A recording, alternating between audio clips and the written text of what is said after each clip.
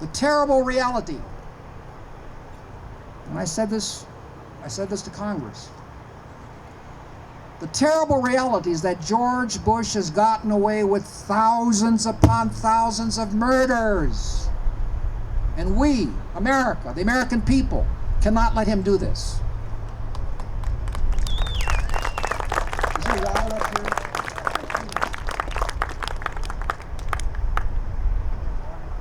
Listen to this. Yeah. Between November of 2002 and March of 2003, Hans Blix, maybe some of you folks have heard of him, he was a chief weapons inspector for the United Nations. He and 100 of his inspectors during this period of time conducted 731 inspections throughout Iraq, found no weapons of mass destruction.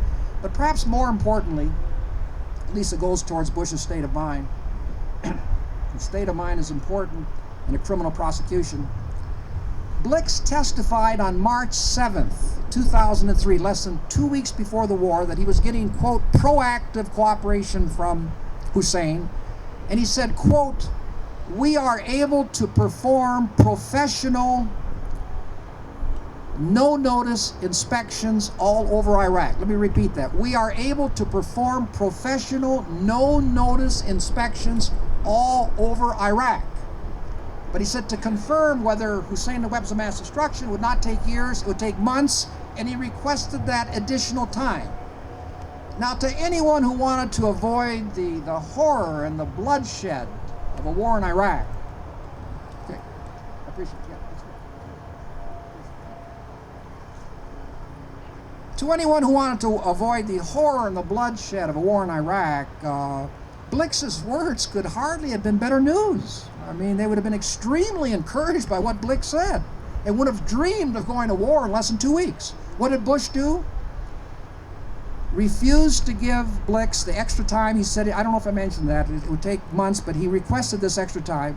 Refused to give Blix the extra time he requested, booted Blix and his people out of Iraq, and went to war in Iraq. Now, why? Well, to me it's rather obvious.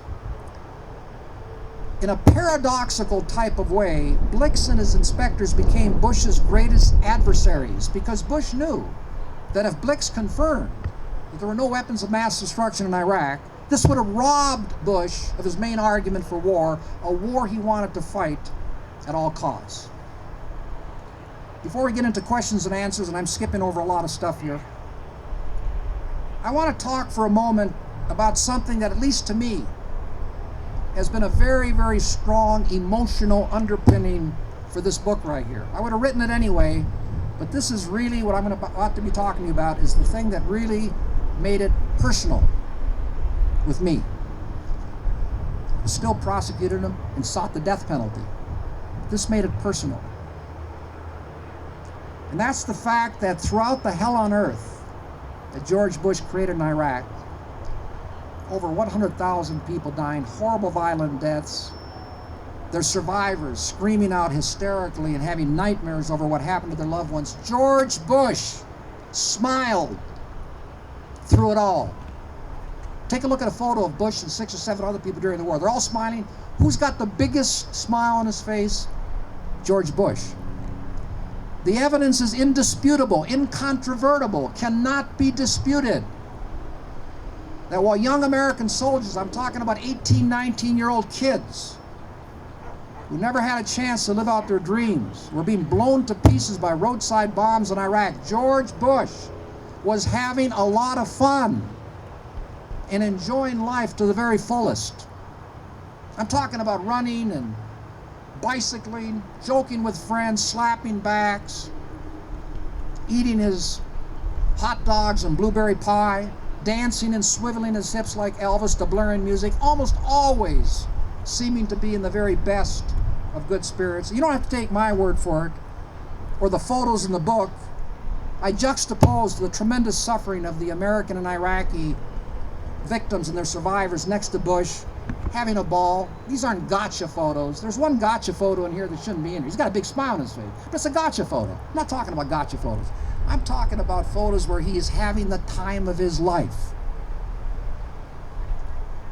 And again, you don't have to take my word for it or the photos in the book. George Bush himself has had no hesitancy in telling us how much he's enjoyed life. I'm going to give you a couple quotes from George Bush.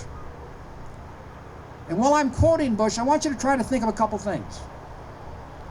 Try to imagine in your wildest imagination Roosevelt, Truman, LBJ, Nixon, during their respective wars, saying things like this. If you look at a photo of the faces of people like LBJ, Nixon, Truman, Roosevelt during the war, those photos of their face reflect the grimness of the war. It's a very serious time, not a time for joking and laughter. So try to think of these other presidents saying things like I'm about to read to you. And also realize that at the very, very same time he is saying these things in Iraq, all the death and the horror and the suffering, the sea of blood, the screams, bodily mutilations, beheadings. At the same time he's uttering these words. Here's George Bush. Laura and I are having the time of our lives. Another occasion. I'm in a great mood. Another occasion. I'm going to have a perfect day. I can tell you that if I ever killed a human being, even accidentally, like in a car accident, I'd never have another perfect day for as long as I live.